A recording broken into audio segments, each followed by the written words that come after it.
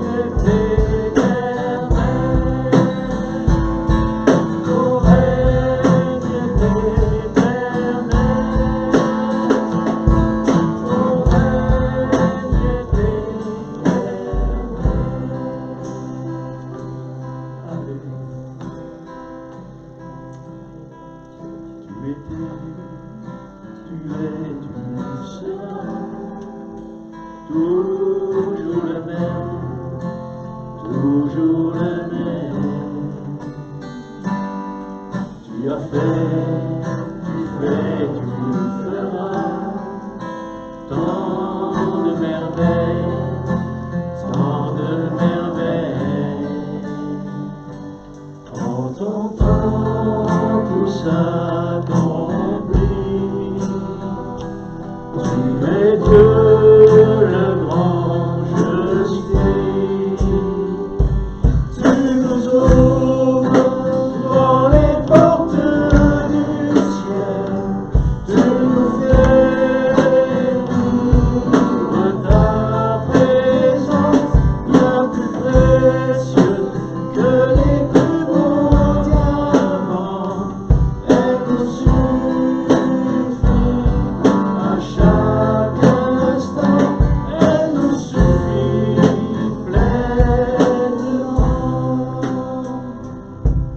Tu étais, tu es, tu seras toujours le même, toujours le même. Amen.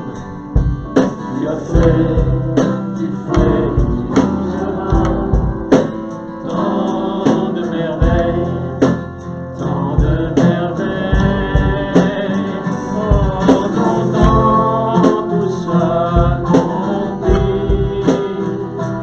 Tu es Dieu, le grand, je suis. Tu nous ouvres dans les portes du ciel.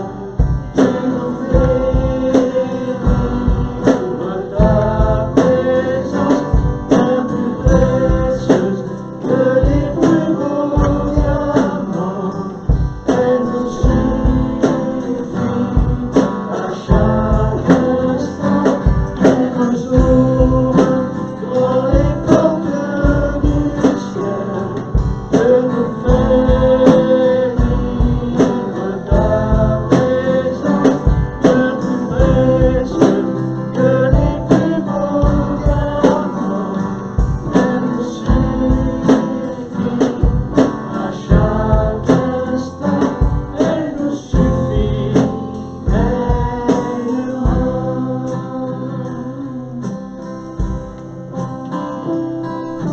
El Shaddai, Dieu tout-puissant,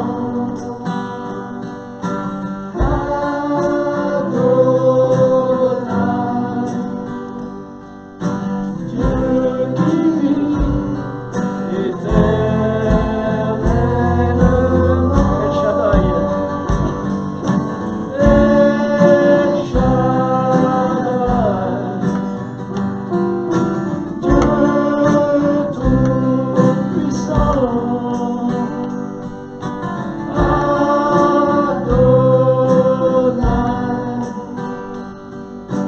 Dieu qui vit éternellement.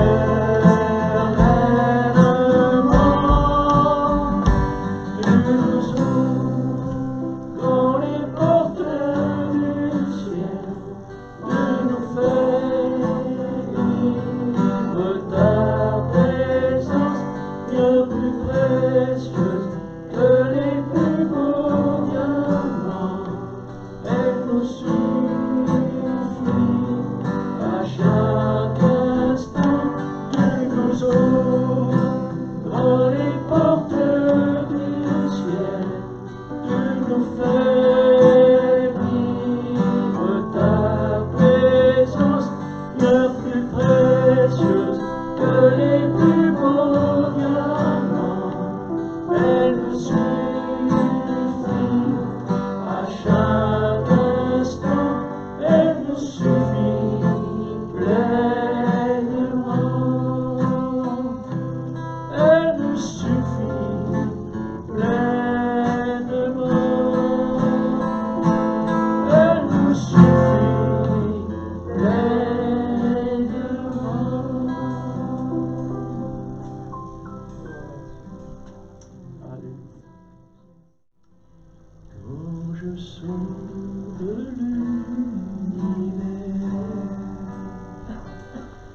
les astres que tu as créés, les océans, les mers, tout me révèle ta majesté. Alors mon âme peut s'écrier de tout mon cœur, je veux chanter. Oh Dieu, tu es infiniment grand, éternel puissant, roi majestueux. Oh Dieu, tu es infiniment grand, éternel puissant, roi majestueux.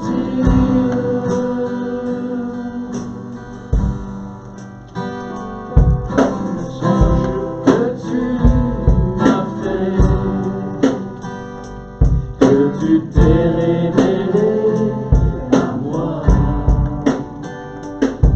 que pour moi tu as tout fait,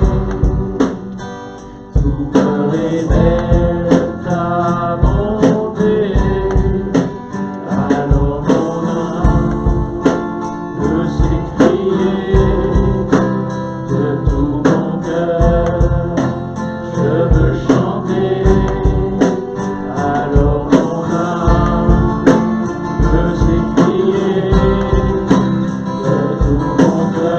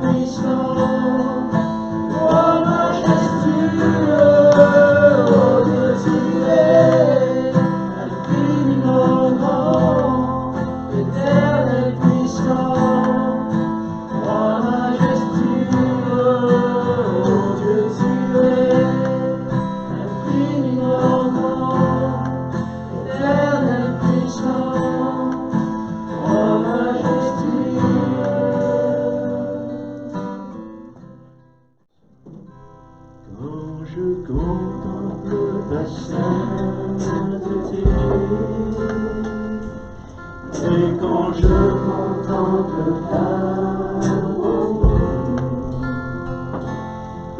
quand toutes les choses pâlissent à ta lumière,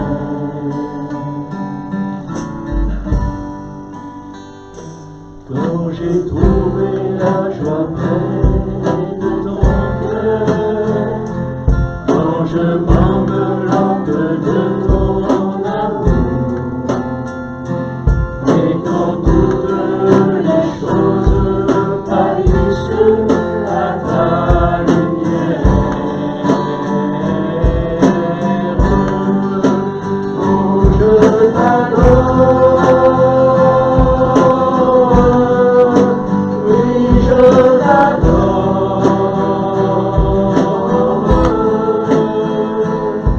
Si je dis Seigneur, c'est pour t'adorer.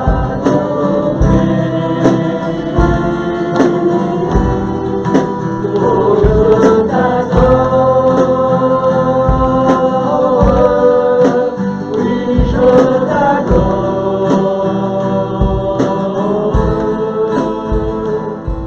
Si je dis Seigneur, c'est pour t'adorer.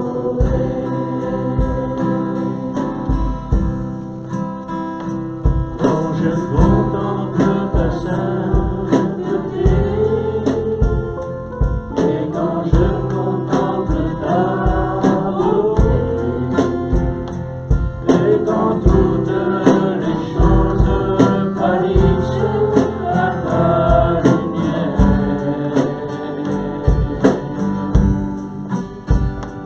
quand j'ai trouvé la joie près de ton cœur, quand je m'enveloppe de ton amour, et quand toutes les choses pâlissent à ta lumière, oh je t'adore, oui je t'adore. Si je dis Seigneur, c'est pour t'adorer, oh je t'adore, oui je t'adore.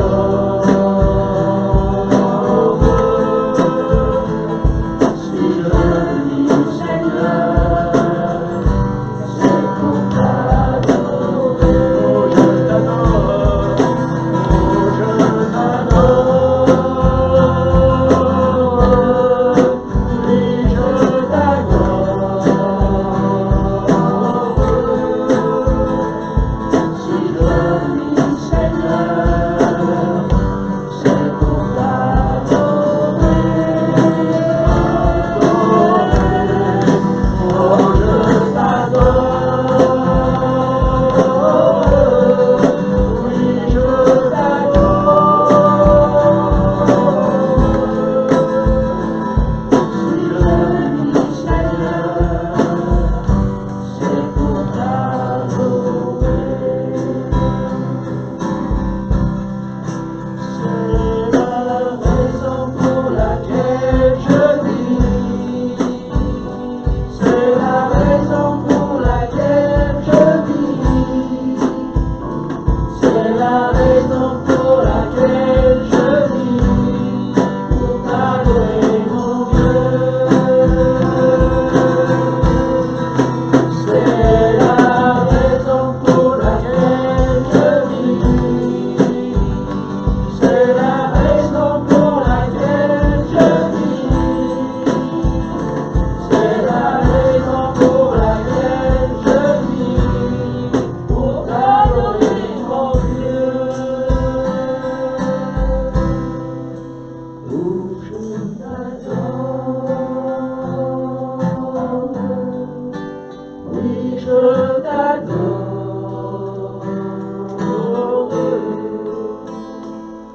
Si je dis Seigneur,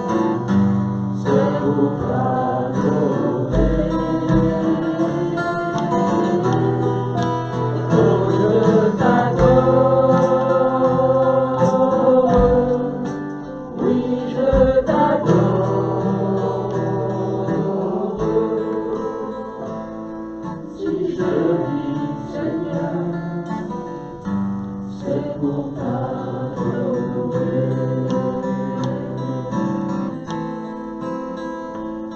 Si je vis Seigneur, c'est pour t'adorer.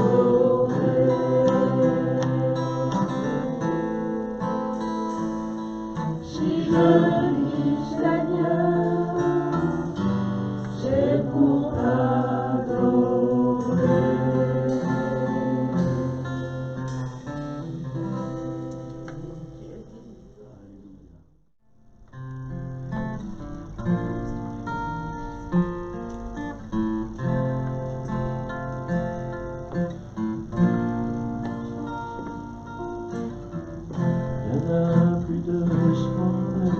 L'éclat de ton amour, il n'y a point d'ombre à ta présence. Qui peut vraiment oser se tenir devant le trône, devant ta face, ô Éternel? Mais c'est par ta grâce et c'est par le sang de Jésus que je viens. J'élève un chant comme une offrande vers toi, mon roi. Nul ne mérite ses louanges ici-bas. Seigneur, reçois l'honneur et la gloire qui t'est due. Reçois mon offrande, ô Jésus. Reçois mon offrande, ô Jésus.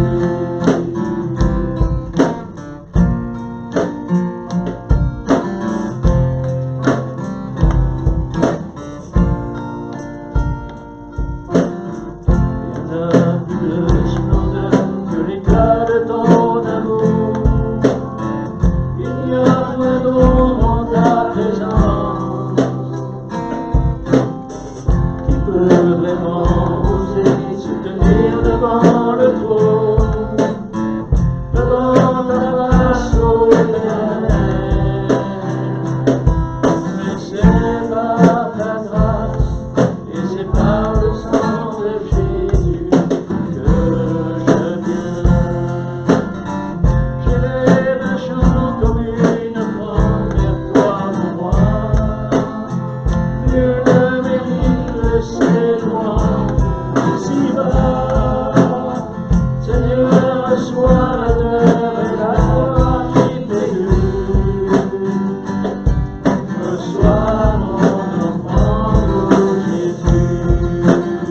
J'élève un chant comme une offrande vers toi, mon roi. Nul ne mérite ses louanges ici-bas. Seigneur, reçois l'honneur et la gloire qui t'est due. Reçois mon offrande, ô Jésus. Reçois mon offrande, ô Jésus. Reçois mon offrande, ô Jésus.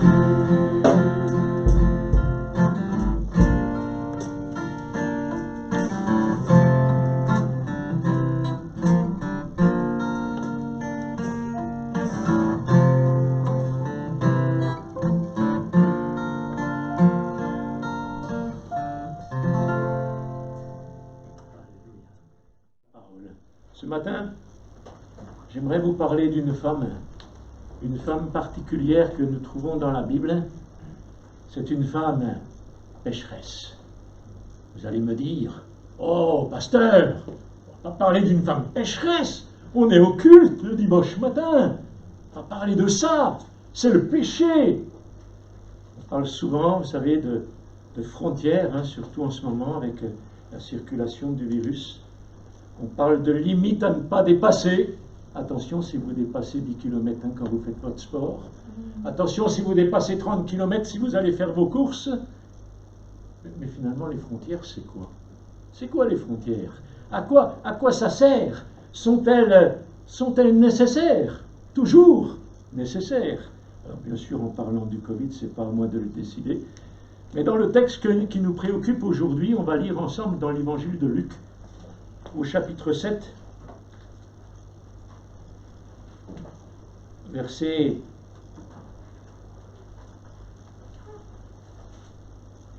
36. L'évangile de Luc, chapitre 7, verset 36. Un pharisien invita Jésus à manger. C'est bien, hein? C'est bien d'inviter Jésus à manger. Jésus se rendit chez lui et se mit à table. Survint une femme connue dans la ville pour sa vie dissolue. Comme elle avait appris que Jésus mangeait chez le pharisien, elle avait apporté un flacon d'albâtre rempli de parfum. Elle se tint derrière lui, à ses pieds. Elle pleurait. Elle se mit à mouiller de ses larmes les pieds de Jésus. Alors elle les essuya avec ses cheveux et les embrassant, elle versait le parfum sur eux.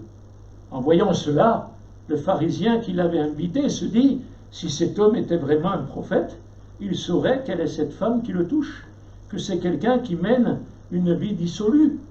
Jésus lui répondit à haute voix, Simon, j'ai quelque chose à te dire. Oui, maître, parle, répondit le pharisien. Il était une fois un prêteur à qui 2 hommes devaient de l'argent. Le premier devait 500 pièces d'argent, le second 50. Comme ni l'un ni l'autre n'avaient de quoi rembourser leur dette, il fit cadeau à tous les 2 de ce qu'ils lui devaient. À ton avis, lequel des 2 l'aimera le plus?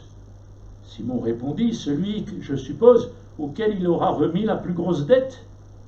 Voilà qui est bien jugé, lui dit Jésus. Puis se tournant vers la femme, il reprit, tu vois cette femme? Eh bien, quand je suis entré dans ta maison, tu ne m'as pas apporté d'eau pour me laver les pieds.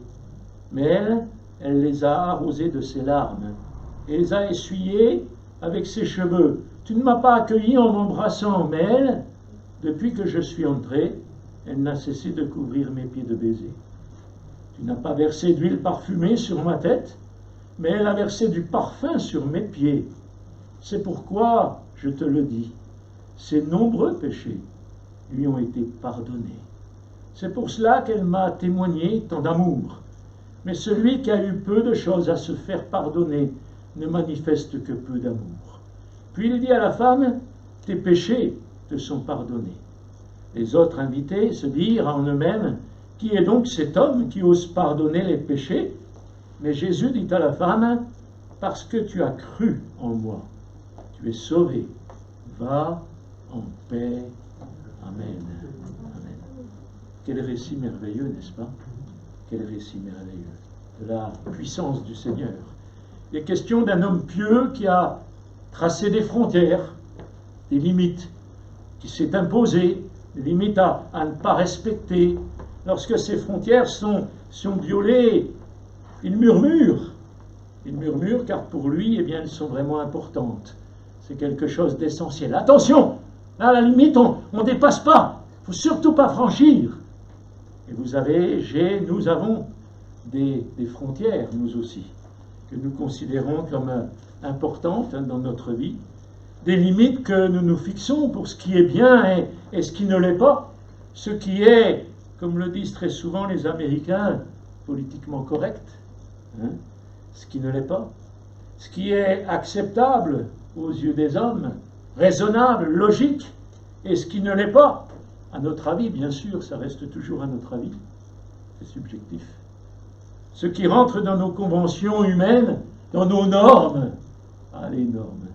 Ah, les conventions. Ouais. Le texte qui nous occupe nous parle d'une femme qui, elle, est résolument et ouvertement placée au-delà de ses frontières, au-delà des limites, communément acceptées à l'époque, c'est clair. Elle est derrière.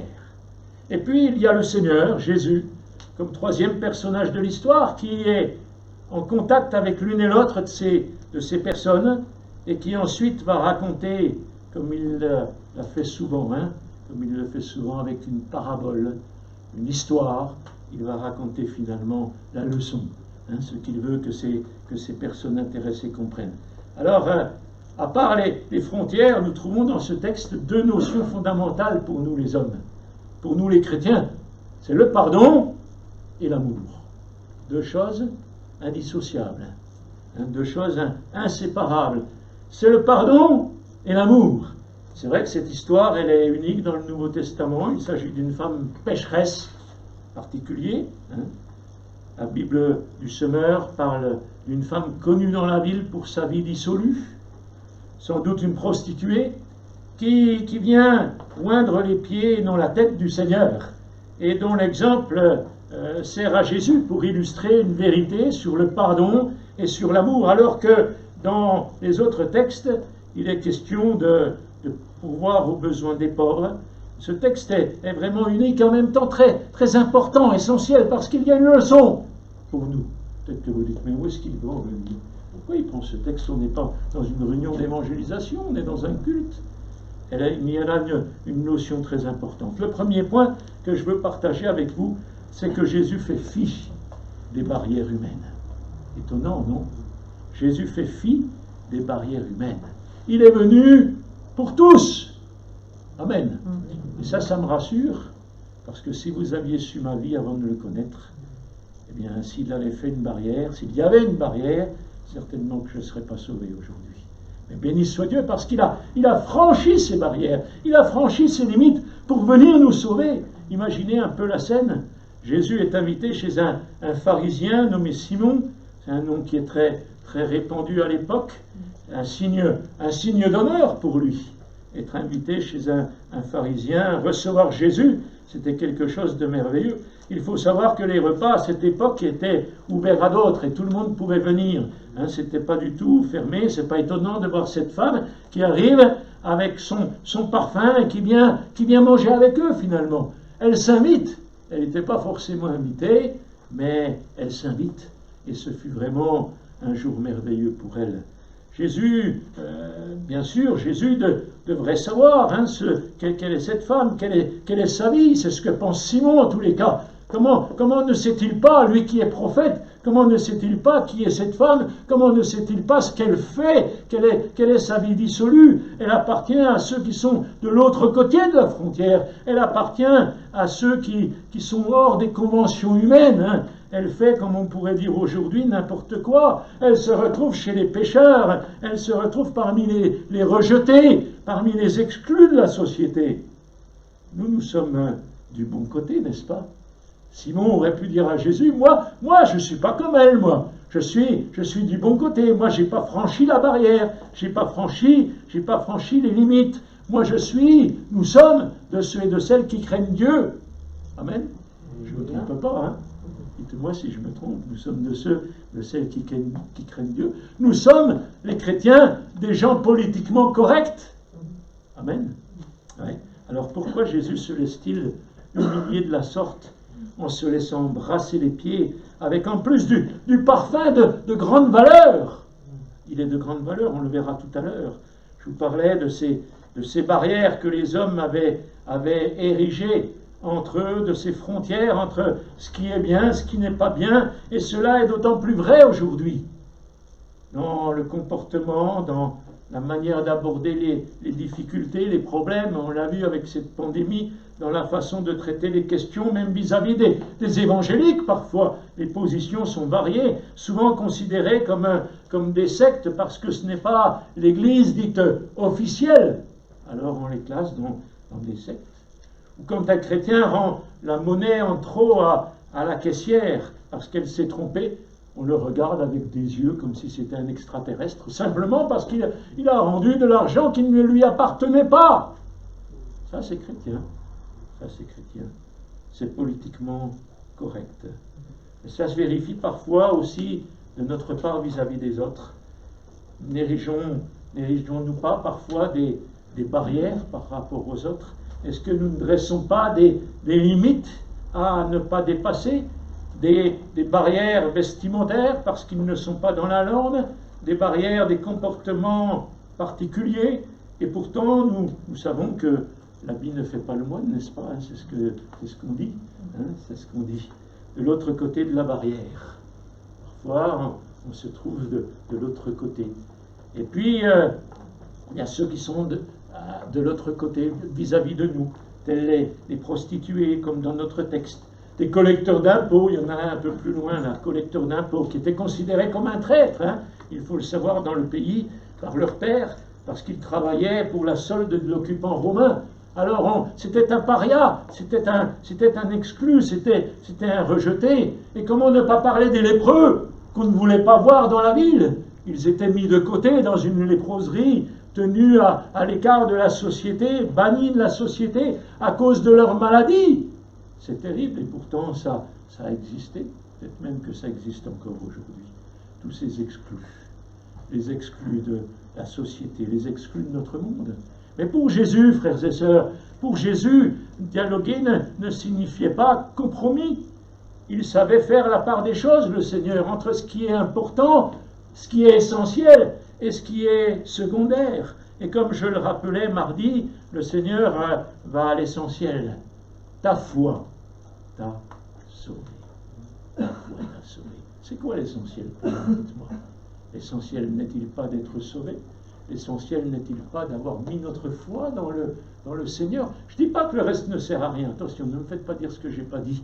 Mais le plus important, l'essentiel, c'est que ceux qui nous entourent, ceux qui nous côtoient, eh bien, soient sauvés. Alléluia, hein, qu'ils puissent découvrir le salut. Et puis rassurez-vous, une fois qu'ils auront rencontré Jésus, eh bien leur vie, elle va changer. On se souvient avec Sylviane de ce témoignage de ces drogués qui un jour sont entrés, il y a ça bien des années maintenant, dans l'église de Montbéliard, alors que nous étions en pleine réunion de prière. Ils sont arrivés, certains avaient un chien en laisse, ils avaient des cheveux jusqu'en bas des épaules, ils sentaient bien sûr le tabac et toute autre chose, parce que ça faisait des mois, enfin des semaines qu'ils n'avaient pas pris de douche. Ils vivaient une vie complètement dépravée, et ils sont entrés dans l'église. Ils se sont assis sur les mêmes chaises que les chrétiens. Et puis ils ont entendu prier Jésus. Et puis ils ont été touchés par la grâce de Dieu. Plusieurs sont pasteurs aujourd'hui. Alléluia, gloire à Dieu, gloire à Dieu pour tous les exclus dont Jésus va prendre soin, tous ceux que la société rejette et que le Seigneur accueille dans ses bras d'amour. C'était le cas de cette femme. Le Seigneur va à l'essentiel. Ta foi t'a sauvé, va en paix. C'était ça le plus important pour elle.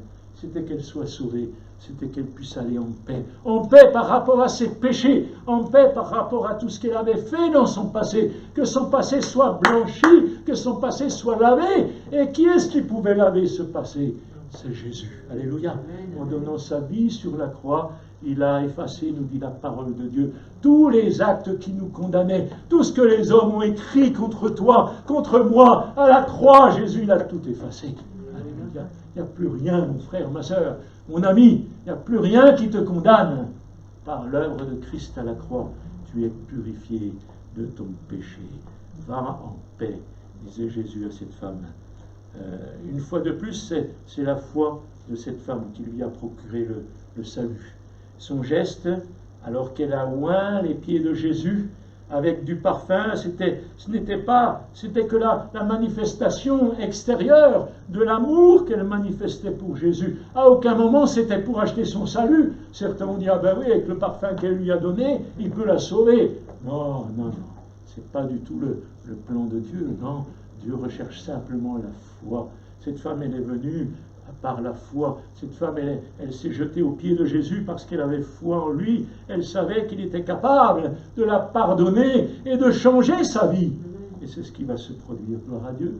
Gloire à Dieu. Je crois que nous aussi, nous sommes invités à dialoguer avec toute personne que nous sommes amenés à rencontrer, quel que soit son look, quelle que soit son apparence. La Bible dit que Dieu ne regarde pas aux apparences. Alors des fois, l'apparence, c'est vrai que c'est pas terrible, hein. L'apparence, ça fait peur. L'apparence, ça repousse. L'apparence, ça éloigne. Mais Dieu regarde au cœur. Et nous devons nous aussi regarder au cœur. N'oublions pas non plus que ce ne sont pas les malades, disait Jésus. Ce ne sont pas les malades qui ont besoin de médecins. Ce ne sont pas les bien portants, qui ont besoin de médecins, mais ce sont les malades. Amen. Et Dieu veut guérir physiquement, mais aussi moralement, psychiquement, tous ceux et toutes celles qui ont besoin de lui. Deuxièmement, l'amour pour Jésus est lié à son pardon envers nous. Je disais tout à l'heure, c'est étroitement lié. J'aimerais aller un peu plus loin dans ce texte en analysant un peu cette petite parabole que Jésus va raconter pour illustrer ses propos. Un denier, vous savez, un denier, c'est une pièce d'argent, ça équivalait environ à une journée de travail. C'est quand même pas rien. Pour un ouvrier agricole, pour nous, environ 30 €, quoi. En gros, 30 € la journée de travail. Donc 500 deniers, c'était quand même une belle somme. 500 deniers, 500 par 30, ça fait 15 000. C'est pas rien, dites-moi. C'est pas rien. Et 50 deniers équivalait bien sûr à 1500, vous savez compter mieux que moi. Une dette de 15 000 €, ce n'est pas rien. Pour un particulier, c'est quelque chose de conséquent, quelque chose d'important. Il est donc bien normal que quelqu'un qui nous aura supprimé une telle dette, eh bien, c'est quelque chose qui nous fait du bien, n'est-ce pas? Quand une dette, si vous avez une dette de 15 000 €, frères et sœurs, je ne sais pas, vous avez emprunté pour acheter la voiture, et puis si un jour le banquier vient vous dire, bon, c'est bon, vous n'avez plus rien à payer, c'est zéro. Ne vous inquiétez pas, il ne vous le dira pas. Mais Jésus, c'est ce qu'il a fait. Jésus, c'est ce qu'il a fait. À cette femme, il lui a remis beaucoup.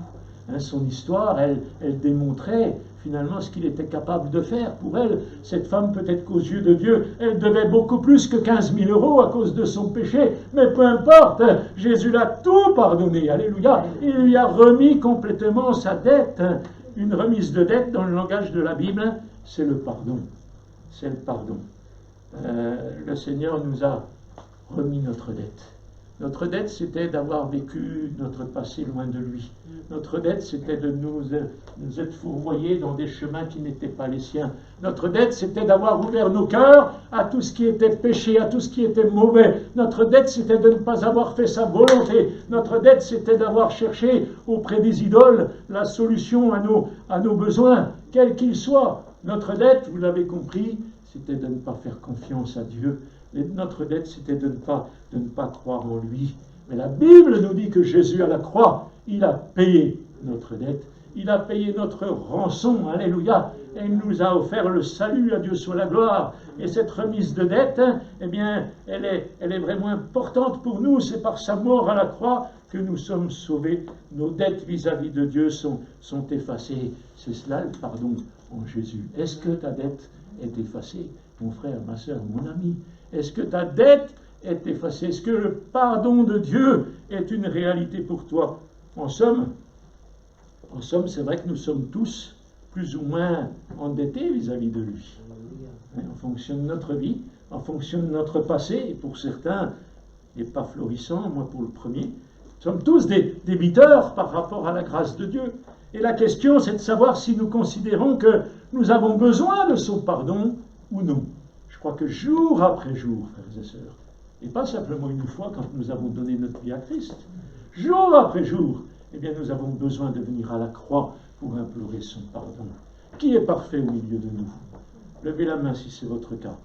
Qui est parfait? Alors nous avons besoin jour après jour de venir au pied de la croix pour implorer le pardon, la grâce de Dieu sur nos vies. Dire Seigneur, pardonne-moi, j'ai encore dit des bêtises. Pardonne-moi Seigneur parce que ce que j'ai fait là c'était pas bien. J'ai pas dit bonjour à un tel, ou bien je me suis énervé, je me suis fâché avec un tel. Seigneur, pardonne-moi. Et il nous pardonne. Amen. Il nous pardonne. C'est un Dieu merveilleux. À l'époque, vous savez, il était normal pour les hôtes de pourvoir à de l'eau pour leurs visiteurs. On leur donnait de l'eau pour qu'ils se lavent les pieds. Imaginez un peu les routes poussiéreuses sur lesquelles ils marchaient. Quand ils rentraient dans la maison, les pieds, c'était pas terrible.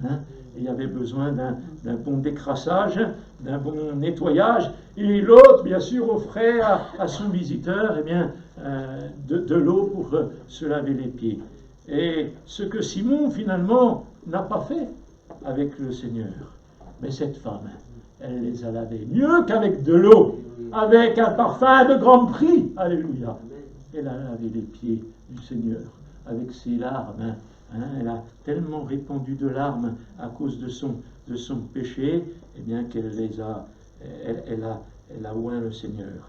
Tout dans les gestes de cette femme montre l'amour pour Jésus, son amour pour Jésus, l'amour manifesté. Beaucoup d'amour. Et Simon, lui, a certes reçu Jésus, mais sans tout cela, finalement, il y avait peu d'amour. Pardonnez-moi, ce n'est pas un jugement, c'est pas un jugement, mais c'est simplement un constat. Peu d'amour. L'amour est donc la preuve de la réception du pardon. Cette femme a été beaucoup pardonnée. Et donc elle aimait le Seigneur. Plus une personne est consciente du pardon qu'elle reçoit, eh bien plus elle va aimer. Et à combien plus forte raison ce matin pouvons-nous encore dire au Seigneur, Seigneur, je t'aime. Lorsque je pense à ce que tu as fait pour moi, lorsque je pense à ce que tu as accompli dans ma vie, ah Seigneur, Seigneur, je t'aime. Quel amour les parents doivent-ils à leurs enfants? Les parents, ils aiment leurs enfants, quoi qu'ils fassent. Et là, il n'est pas question de pardon forcément, mais parfois de souffrance. De souffrance, de grâce. Un enfant, c'est vraiment une grâce de Dieu. C'est un cadeau que le Seigneur nous fait.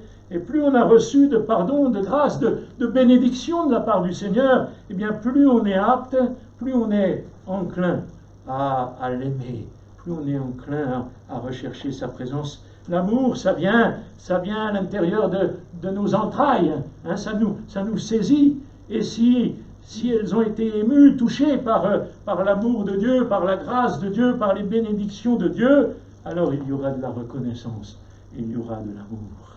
Est-ce que tu es reconnaissant, mon frère, ma sœur, pour ce que le Seigneur a fait pour toi? Est-ce que jour après jour, tu dis Seigneur, merci, merci pour ton amour, merci pour ton œuvre à la croix. Je réalise que quand tu es monté sur cette croix, ce n'était pas les pharisiens, docteurs de la loi, qui t'ont crucifié, mais c'était moi, c'était ma vie, c'était ma vie dissolue, c'était mon péché auparavant. Seigneur, merci pour ton amour. Alors que je ne méritais rien, alors que j'étais au fond de l'abîme, eh bien tu es venu me chercher par amour. À Dieu soit la gloire. Et puis troisième point, le salut et la foi en Jésus, eh bien c'est accordé en réponse à son pardon. Dans notre texte, il est question de nombreux péchés, au verset 47. Nombreux péchés, chez cette femme, et on se doute bien que du fait de sa vie, ça ne devait pas être terrible. Encore une fois, on ne va pas la juger. Quelle sorte de péché?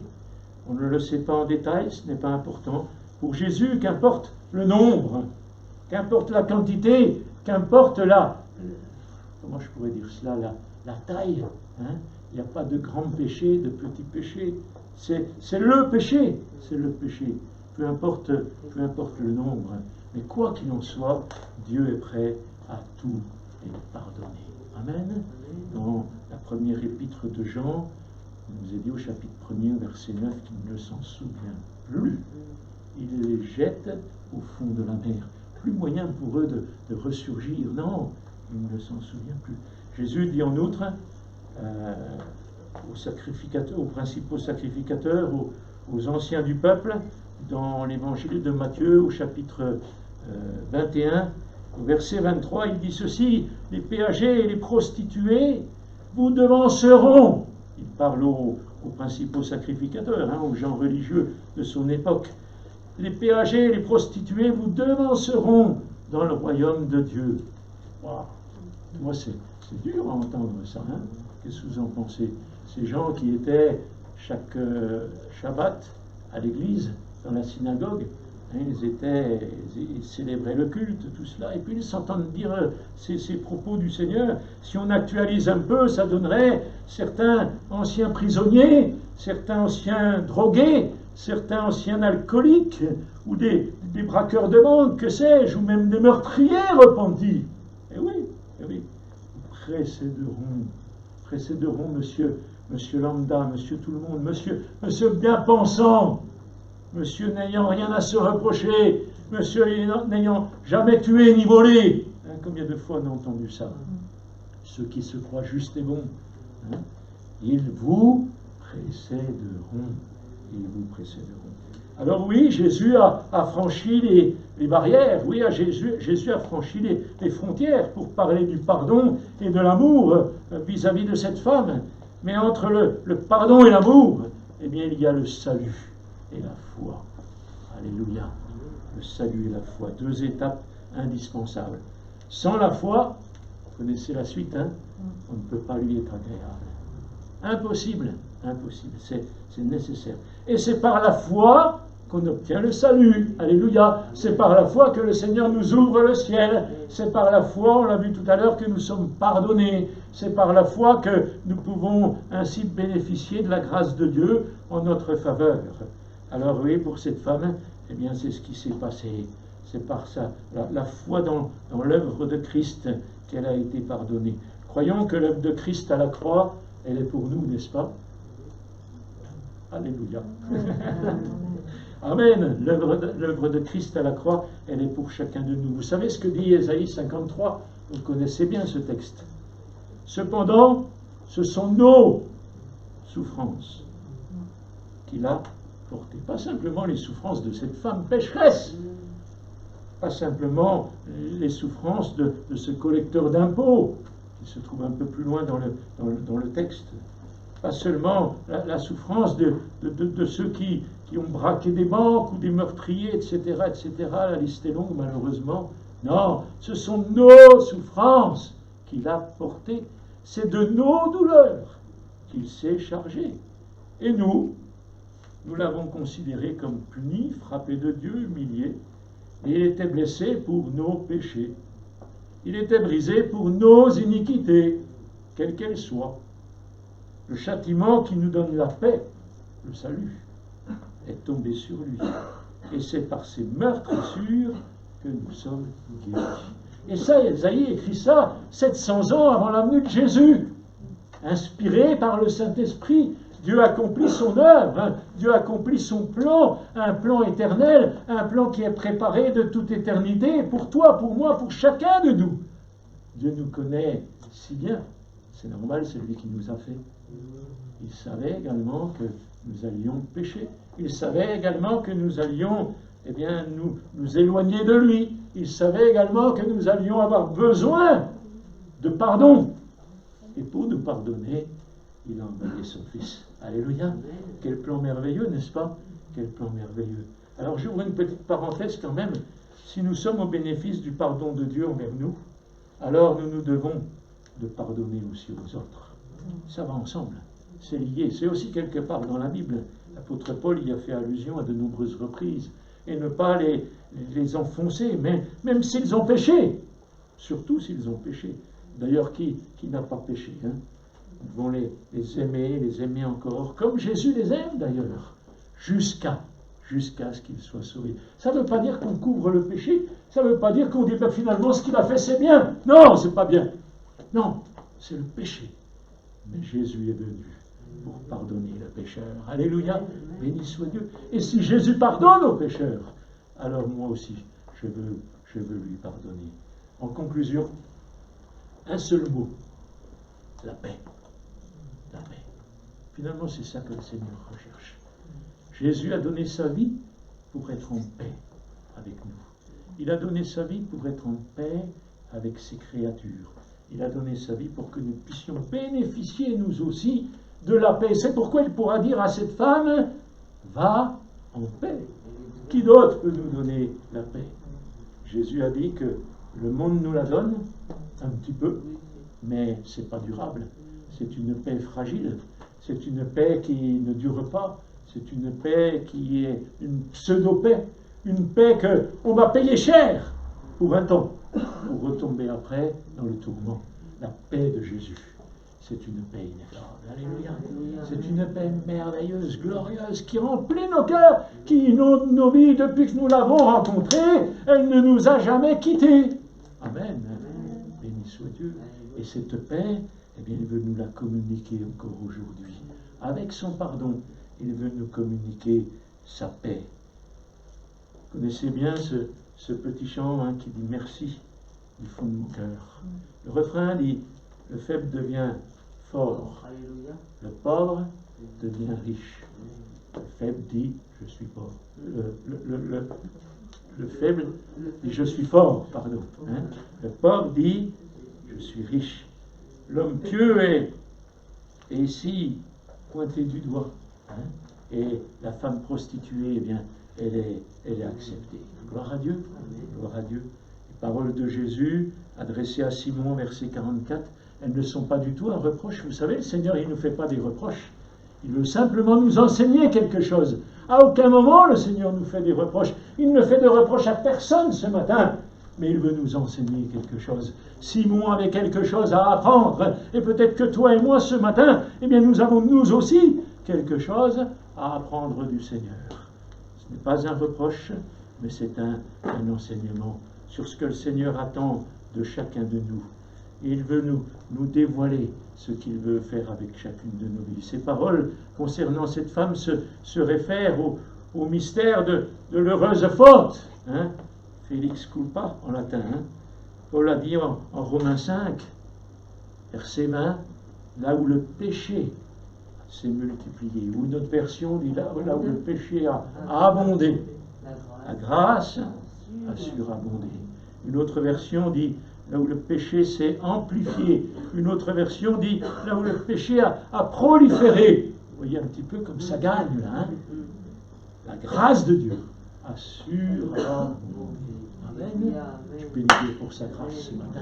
Sa grâce qui m'a sauvé, sa grâce qui t'a sauvé, sa grâce qui veut encore sauver le plus grand nombre. Hein? Alors le résultat de ce récit, de cette parabole du Seigneur, eh bien c'est au verset 48. Des péchés qui sont pardonnés. Au verset 50, une femme qui est sauvée et qui peut ainsi aller en paix. N'est-ce pas quelque chose de merveilleux? Et l'œuvre de Jésus, eh bien, elle est merveilleuse. On l'a chanté tout à l'heure. L'œuvre de Christ, elle est glorieuse. Alors, est-ce que nous sommes prêts, vous et moi, à accomplir son œuvre ce matin? Est-ce que nous sommes prêts, vous et moi, à entrer dans son plan, entrer dans sa volonté? Permettez-moi d'insister quelques instants. L'amour de cette femme pour Jésus, elle n'était pas à la cause de son pardon, non, pas du tout. Mais c'était le résultat de son pardon. Finalement, c'est parce qu'elle était pardonnée. Et nous, est-ce que nous sommes pardonnés? Amen. Alléluia. Nous sommes pardonnés. Alors, parce que nous sommes pardonnés, eh bien, nous voulons aimer le Seigneur. Mais aimer le Seigneur, c'est aussi aimer les autres. Aimer le Seigneur, c'est faire du bien à ceux qui nous entourent, à ceux que nous rencontrons. C'est être ces témoins qui vont parler de lui, porter ce message merveilleux du salut autour de nous. On ne peut pas dire qu'on aime le Seigneur et rester sans rien faire. On ne peut pas dire qu'on aime le Seigneur et rester les bras croisés, laisser les pécheurs se perdre à longueur de journée. C'est pas possible, parce que j'aime le Seigneur. Eh bien, je veux que mes contemporains soient sauvés. Parce que j'aime le Seigneur, je veux que mes contemporains puissent entendre le beau message de l'Évangile. C'est cela la parole de Dieu. C'est ce qu'elle nous enseigne ce matin, à vous et à moi. Jésus est Dieu, il a le pouvoir de pardonner les péchés. Lui seul a ce pouvoir. C'est pas le prêtre, c'est pas le pasteur, c'est pas un ami quel qu'il soit. Non, lui seul a le pouvoir de pardonner les péchés. Et la conséquence, eh bien, on la voit avec cette femme. Il va pouvoir lui dire, va en paix. Qui est-ce qui peut renvoyer quelqu'un en paix si ce n'est le Seigneur?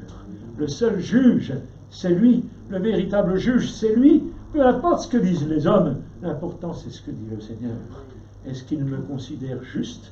Est-ce qu'il me considère lavé par le sang précieux? Ou bien est-ce qu'il me considère encore dans le péché? Auquel cas j'ai besoin de sa grâce, auquel cas j'ai besoin d'être pardonné comme on l'a vu ce matin, et j'ai besoin de repartir en paix. J'ai besoin de vivre le shalom de Dieu, jour après jour. Vivre la paix de Jésus. Alors c'est la merveilleuse conséquence. Quel soulagement pour cette femme, j'imagine un peu. Elle a dû repartir complètement changée, complètement transformée. Elle n'était plus la même. Certainement que, je peux le dire sans me tromper, elle ne s'est jamais adonnée encore à la prostitution. Elle était complètement délivrée de son péché. Alléluia. Son péché, elle en était complètement délivrée. Elle est sauvée. Ses péchés sont pardonnés. Elle peut aller en paix. Cette parole, elle est pour chacun de nous. Elle est pour toi, elle est pour moi. Si nous sommes conscients du pardon de nos péchés par le Seigneur, quelles que soient les barrières que les hommes peuvent ériger, eh bien c'est Dieu qui nous voit et c'est lui qui nous aime Il est mort à la croix pour nous pardonner. Il est mort à la croix pour nous sauver. À lui soit toute la gloire. Amen. Amen. Je te bénis, Seigneur, parce que tu as su, Seigneur, déplacer les barrières des hommes pour t'intéresser à celui ou celle qui est exclu, celui ou celle qui était rejeté. Et de la même façon, tu t'es intéressé à chacun de nous. De la même façon, tu es venu, Seigneur, nous chercher dans notre misère, dans notre péché. Tu nous as, Seigneur, sauvés, rachetés, pardonné nos nombreux péchés. Et tu nous as ouvert le ciel pour l'éternité. Merci pour cette œuvre merveilleuse que tu as accomplie pour nous.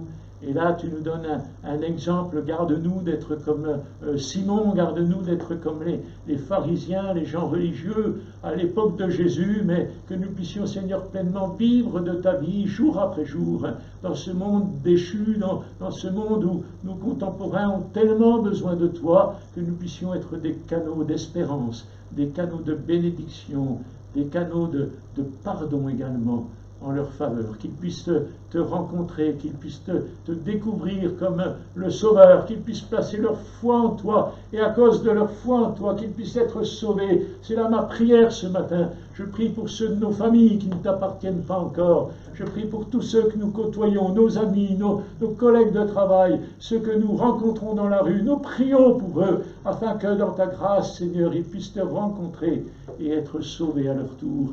Tu ne regardes pas la grandeur ni le nombre de péchés, Seigneur, mais tu as donné ta vie à la croix pour que nous soyons pardonnés, quels que soient nos péchés, quelles que soient nos fautes, nos erreurs, que nous soyons pleinement pardonnés. Merci de bénir abondamment mes frères et sœurs, fortifie-les dans la foi et qu'ils puissent ainsi être des serviteurs et des servantes entre tes mains que tu vas pouvoir utiliser pour la gloire de ton nom. Je te bénis et je t'adore, Seigneur. Sois glorifié, Jésus. Amen. Amen. Alléluia.